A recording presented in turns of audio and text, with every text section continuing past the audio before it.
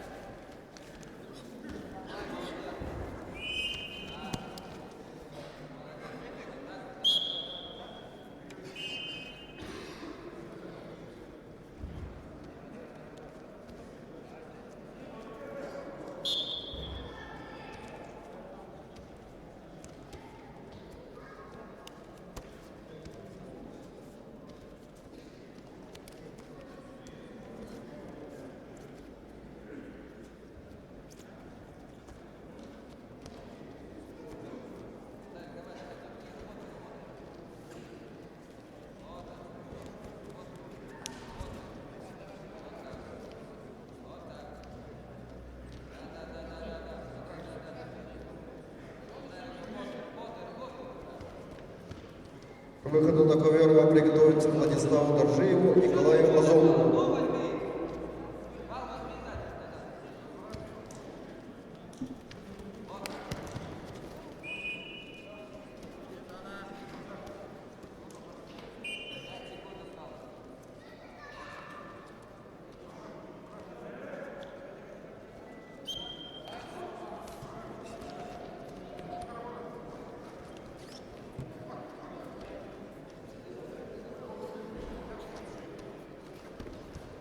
Соотношением балла после первого периода 3-0 в пользу борца в красном трико, представитель команды Забайкальского края Дантока Дылыкова, мастер спорта России, 1982 года рождения.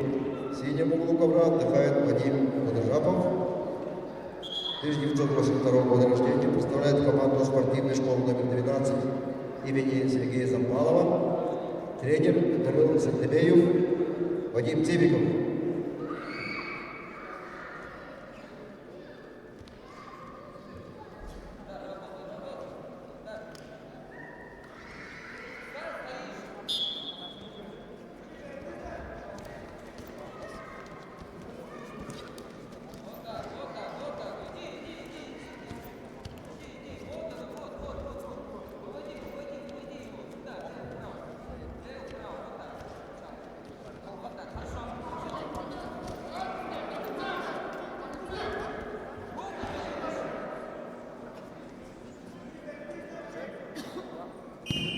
Договоримую победу в душе держал Алдар Доржиев.